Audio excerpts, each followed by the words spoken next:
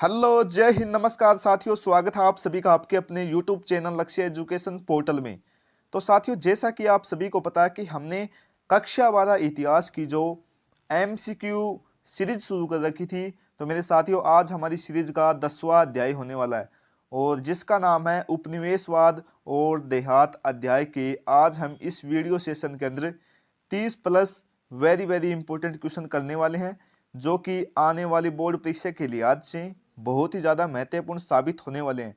तो साथियों, ये क्लास है वो आपको लास्ट तक देखना है और लास्ट के अंदर एक प्यारा सा कमेंट जरूर करना कि आज आपने इन 30 क्वेश्चंस में अपना कितना स्कोर रहा। अपना नाम और स्कोर जरूर कमेंट किया करिए। तो चलिए स्टार्ट करते हैं आप सभी का बिना टाइम वेस्ट करते हुए। तो देखिए मेरे साथियों, पहला क्वेश्चन है वो क्या कहता है साथियों कि भारत आने वाले प्रथम यूरोपियन कौन थे। तो पुर्तगाली, ब्रिटिश, डच, फ्रांसीसी। तो बताओ मेरे साथियों, वेरी वेरी इंपॉर्टेंट क्वेश्चन है ये भी, है ना। तो क्या हो जाएगा मेरे साथियों, तो बिल्कुल ऑप्शन नंबर ए बताने वालों का बिल्कुल राइट जवाब है ना मेरे साथियों, यानी कि पुर्तगाली हो जाएगा। चलिए बढ़ते हैं नेक्स्ट क्वेश्चन की तरफ। ये देखो मेरे साथियों, थोड़ी सी एक्सप्लेन है, साथ में हम क्वेश्चंस की एक्सप्लेनेशन भी करते हुए चलेंगे। तो देखिए मेरे साथियों, क्या कहता है कि भारत की खोज पुर्तगाली ने समुद्री मार्ग के द्वारा की थी और इसकी खोज की गई थी 17 मई 1498 को। कब की गई थी? 17 मई 1498 को भारत की खोज की गई थी और भारत आने वाला प्रथम व्यक्ति था वो था मेरे साथियों वास्को डी गामा। कौन था? वास्को डी गामा भारत आने वाला प्रथम व्यक्ति था। चलिए बढ़ते हैं नेक्स्ट क्वेश्चन की तरफ। दूसरा क्वेश्चन देखो क्या कहता है, इंपॉर्टेंट क्वेश्चन साथियों। भारत में आने वाले प्रथम पुर्तगाली व्यक्ति कौन था, है ना। तो Columbus, Rio de, Vasco D gamma और इनमें से कोई नहीं। तो बताओ मेरे साथियों, दूसरे का राइट जवाब क्या करने वाले हैं आप सभी। तो बिल्कुल मेरे साथियों, इसका अभी अभी हमने चर्चा की है। तो बिल्कुल ऑप्शन नंबर सी, यानी कि वास्को डी गामा, है ना। चलिए बढ़ते हैं नेक्स्ट क्वेश्चन की तरफ। ये देखो मेरे साथियों, तीसरा क्वेश्चन है वो क्या कहता है कि किस रिपोर्ट का संबंध भारत में ईस्ट इंडिया कंपनी के क्रियाकलापों से है। तो 11वीं रिपोर्ट, 21वीं रिपोर्ट, 5वीं रिपोर्ट, इनमें से कोई नहीं। तो बताओ मेरे साथियों, तीसरे का राइट जवाब क्या करने वाले हैं आप सभी। तो बिल्कुल 5वीं रिपोर्ट बताने वालों का बिल्कुल राइट जवाब है ना, ऑप्शन नंबर सी। चलिए बढ़ते हैं नेक्स्ट क्वेश्चन की तरफ। ये देखो मेरे साथियों, एक्सप्लेन है इसकी भी। ईस्ट इंडिया कंपनी की स्थापना कब हुई थी? तो ये हुई थी 1600 ईस्वी के अंदर और इस रिपोर्ट को 5वीं रिपोर्ट भी कहते हैं। ये भी आपको याद कर लेना है। चलिए आगे बढ़ते हैं।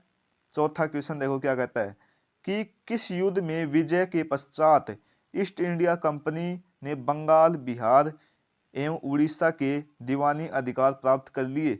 इंपॉर्टेंट क्वेश्चन है साथियों ये भी, है ना। तो पलासी, बक्सर, पानीपत, हल्दी घाटी। तो बताओ मेरे साथियों क्या करोगे चौथा का राइट जवाब।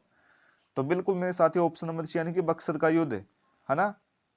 चलिए आगे बढ़ते हैं। ये देखो मेरे साथियों, थोड़ी सी एक्सप्लेन है इसकी भी, साथ में हम सभी के जो इंपॉर्टेंट पॉइंट बनते हैं वो भी अच्छे से तैयार करते हुए चलेंगे। अच्छे से इस वीडियो क्लास को देखना आप सभी को, है ना।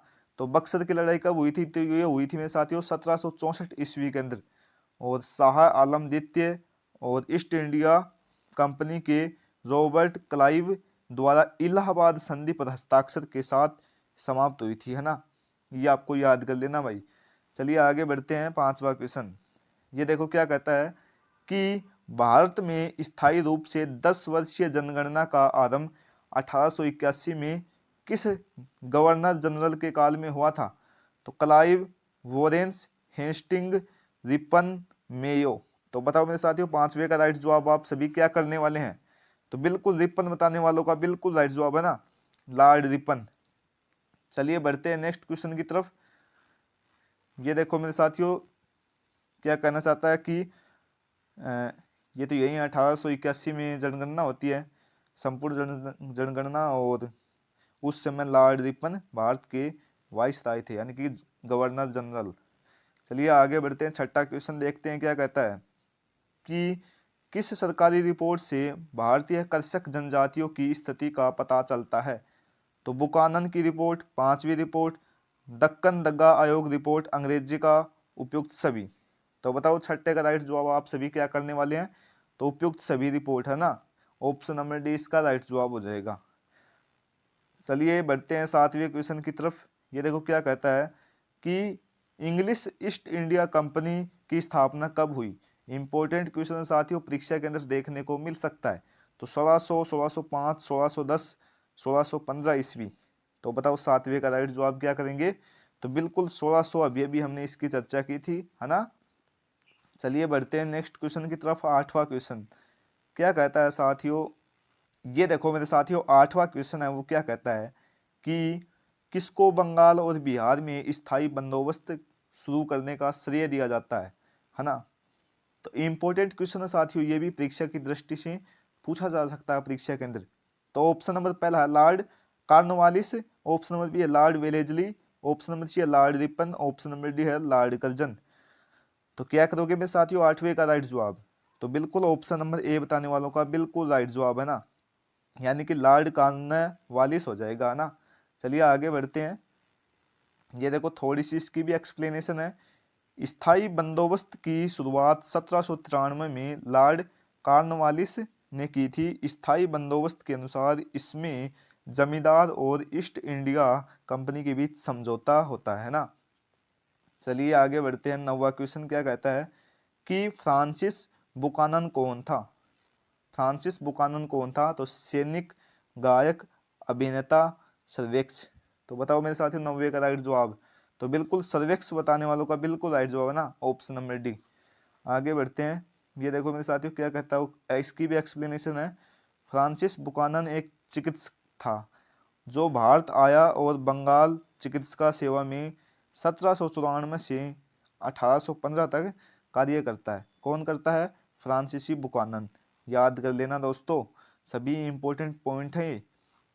ये देखो मेरे साथ 10वां क्वेश्चन है वो क्या कहता है कि रेयतवाड़ी बंदोबस्त के जनक कौन है ना। तो Martin word, Buchanan, Munro A read, इनमें से सभी। बताओ रेतवाड़ी बंदोबस्त के जनक पूछ रहा आपसे। तो बिल्कुल मेरे साथियों मुनरो एम रीड बताने वालों का बिल्कुल राइट जवाब है ना, option number C correct answer है ना। चलिए आगे बढ़ते हैं। 11वां क्वेश्चन देखते हैं क्या कहता है कि रैयतवाड़ी व्यवस्था में भूमि का स्वामी कौन होता था। इंपॉर्टेंट क्वेश्चन बन सकता है दोस्तों, है ना। तो जमींदार, ब्रिटिश सरकार, किसान, इनमें से कोई नहीं। तो बताओ 11 का राइट जवाब। तो बिल्कुल किसान बताने वालों का बिल्कुल राइट जवाब है ना, ये तो आप सभी को ही पता है भाई। चलिए आगे बढ़ते हैं। नेक्स्ट क्वेश्चन क्या कहता है 12वां क्वेश्चन कि महालवाड़ी व्यवस्था किसके द्वारा लागू की गई थी। तो Lord Dalhousie, Lord Wellesley, Lord Bentinck, Auckland, है ना। क्या करोगे मेरे साथियों 12 का राइट जवाब। बताओ मेरे साथियों 12 का राइट जवाब। तो बिल्कुल लॉर्ड बेंटिंग बताने वालों का बिल्कुल राइट जवाब है ना। चलिए आगे बढ़ते हैं। 13वां क्वेश्चन क्या कहते हैं कि दामिन ई कोह क्या था। दामिन ई कोह क्या था। तो भूभाग, उपाधि, तलवार, जागीर। जागीर। बताओ क्या करोगे मेरे साथी 13 का राइट जवाब। तो बिल्कुल भूभाग है इस, ये है ना, दामिन ए को है। चलिए आगे बढ़ते हैं नेक्स्ट क्वेश्चन की तरफ। 14 नंबर का क्वेश्चन क्या कहता है कि दक्कन दंगा आयोग कब गठित हुआ। तो 1875, 1880, 1885, 1890। तो बताओ क्या करोगे मेरे साथियों 14 के राइट्स के जवाब को। तो बिल्कुल 1875 करोगे, है ना। दक्कन दंगा आयोग का गठन कब होता है 1875 के अंदर। इंपॉर्टेंट है, याद कर लेना सभी दोस्त, है ना। चलिए आगे बढ़ते हैं 15वां क्वेश्चन की तरफ। क्या कहता है कि स्थायी बंदोबस्त संबंधित था। तो वोरेंस, हेस्टिंगस से, वेलेजली से, कॉर्नवालिस से, रिपन से। बताओ 15 का राइट जवाब क्या करने वाले हैं। तो बिल्कुल ऑप्शन नंबर सी, यानी कि कॉर्नवालिस से हो जाएगा स्थायी बंदोबस्त का संबंध। ऊपर भी चर्चा करके आए हम, है ना। 16वां क्वेश्चन देखो क्या कहता है कि ईस्ट इंडिया कंपनी को बंगाल की दीवानी किसने प्रदान की। तो सिराजुएला, सुजाछुएला, शाह आलम द्वितीय, मीर कासिम। बताओ 16 का राइट जवाब क्या करने वाले हैं। तो बिल्कुल ऑप्शन नंबर सी बताओगे ना, शाह आलम द्वितीय ने की थी ईस्ट इंडिया कंपनी को बंगाल को दीवानी, है ना। आगे बढ़ते हैं। 17वां क्वेश्चन क्या कहता है, इंपॉर्टेंट है ये भी। फ्रांसिस बुकानन के विवरणों से किस जनजाति के बारे में पता चलता है। इंपॉर्टेंट क्वेश्चन बन सकता है भाई ये तो। है ना। तो गौड़, स्थाल, कोल, हम्मार। तो बताओ 17 का राइट जवाब क्या करने वाले हैं आप सभी। तो बिल्कुल ऑप्शन नंबर सी यानी कि स्थाल हो जाएगा ना।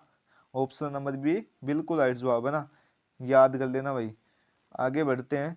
18वां क्वेश्चन क्या कहता है कि फ्रांसिस बुकानन के विवरण की तुलना इतिहास के किस स्कूल से की गई है। तो एनाल्स, मार्क्सवादी, साम्राज्यवादी। तो बताओ क्या करोगे 18 का राइट जवाब। तो बिल्कुल एनाल्स बताने वालों का बिल्कुल राइट जवाब है ना, एनाल्स। आगे बढ़ते हैं। अगला क्वेश्चन 19वां क्वेश्चन देखो क्या कहता है कि महालवाड़ी बंदोबस्त किसके द्वारा लागू किया गया था। Martin, Bird, Reid, Munro, Buchanan. साथियों ये क्वेश्चन है ना, ये आपको फीलिंग द बैलेंस में भी देखने को मिल सकते हैं और वन लाइनर के भी अंदर देखने को मिल सकते हैं, यानी कि एक नंबर ये इंपॉर्टेंट क्वेश्चन है, आपको इनको अच्छे से तैयार करते हुए चलना है ताकि कोई भी समस्या नहीं आई हो। और मैं साथियों आपसे रिक्वेस्ट करना चाहूँगा कि अभी तक आपने हमारे चैनल को, इस वीडियो सेशन को लाइक नहीं किया तो कृपया लाइक कर लीजिए और इस चैनल को सब्सक्राइब नहीं किया तो क्या कर लीजिए, सब्सक्राइब का बटन दबाकर बेल आइकन को एक बार जरूर प्रेस कर लीजिएगा ताकि आने वाली नोटिफिकेशन है वो आपको समय पर मिलती रहे। तो बताओ क्या करोगे 19 का राइट जवाब आप सभी। और इस चैनल के ऊपर सभी हिस्ट्री की सारी तैयारी करवाई जाएगी है ना, समय के अनुसार। तो बताओ 19 का राइट जवाब क्या करने वाले हैं। तो बिल्कुल ऑप्शन नंबर से ए बताने वालों का बिल्कुल राइट जवाब है ना, मार्टिन वर्ड बताने वालों का बिल्कुल राइट जवाब है। अगले क्वेश्चन की तरफ बढ़ते हैं। 20वां क्वेश्चन देखो क्या कहता है कि स्थाल विद्रोह का नेता था। तो सिद्धू कान्हू, सेवरम, और ऑप्शन नंबर सी है गोमधर कुंवर, ऑप्शन नंबर डी है चित्र सिंह। तो बताओ 20 का राइट जवाब क्या करने वाले हैं। तो बिल्कुल ऑप्शन नंबर ए यानी कि सिद्धू कान्हू बताने वालों का बिल्कुल राइट जवाब है ना। आगे बढ़ते हैं। 21वां क्वेश्चन क्या कहता है कि कार्नवालिस कोड कब बना। इंपॉर्टेंट है तो साथियों, डबल स्टार है ना, इंपॉर्टेंट क्वेश्चन है। तो कार्नवालिस कोड है वो कब बनता है, ये आपसे पूछ रहा है कि 1775, 1793, 1797, 1805।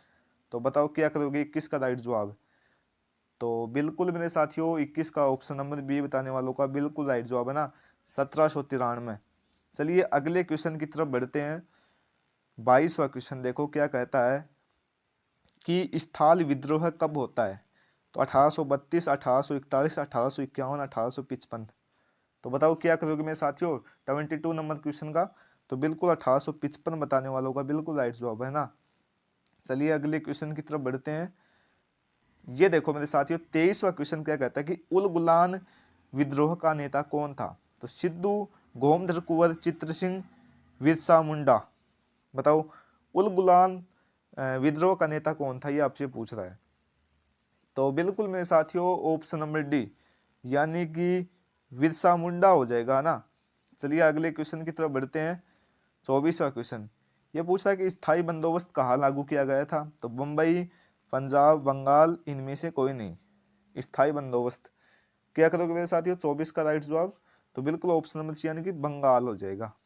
अगले क्वेश्चन की तरफ बढ़ते हैं।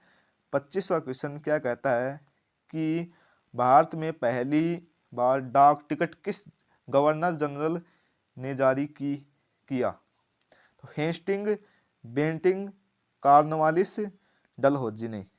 तो बताओ क्या करोगे मेरे साथियों 25 नंबर का क्वेश्चन का।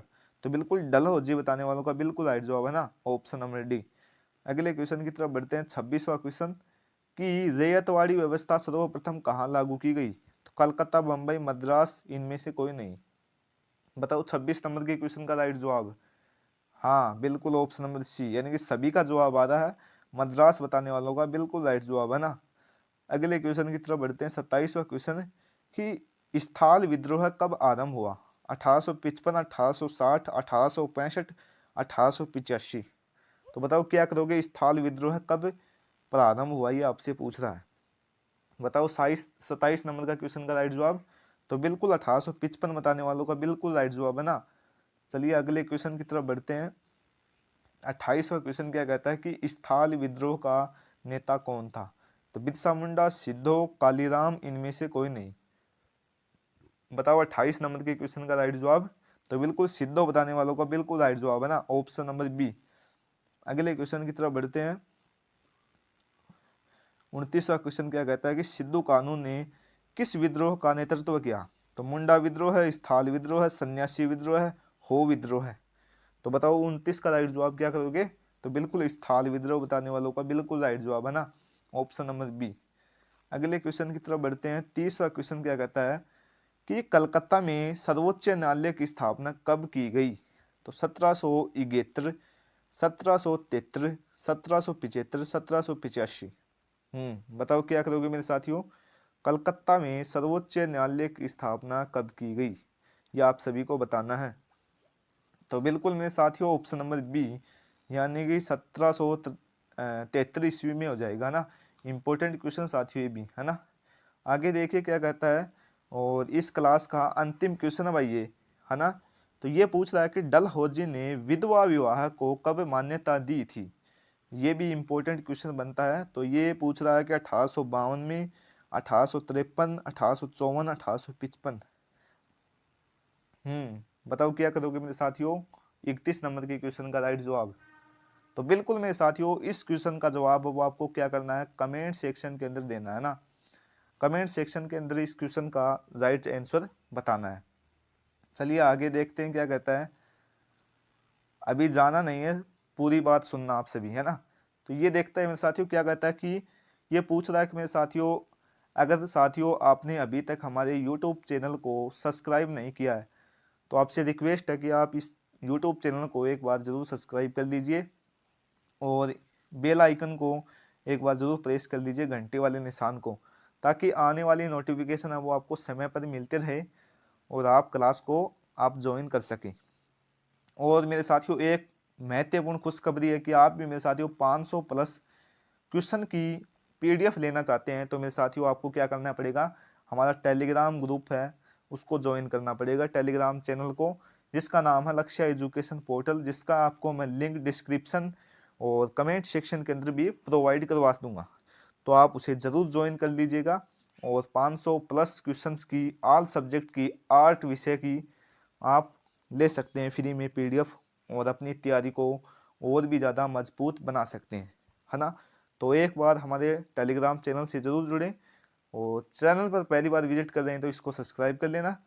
तो मेरे साथियों मिलते हैं नेक्स्ट अगले अध्याय को लेकर, तब तक के लिए जय हिंद, जय भारत।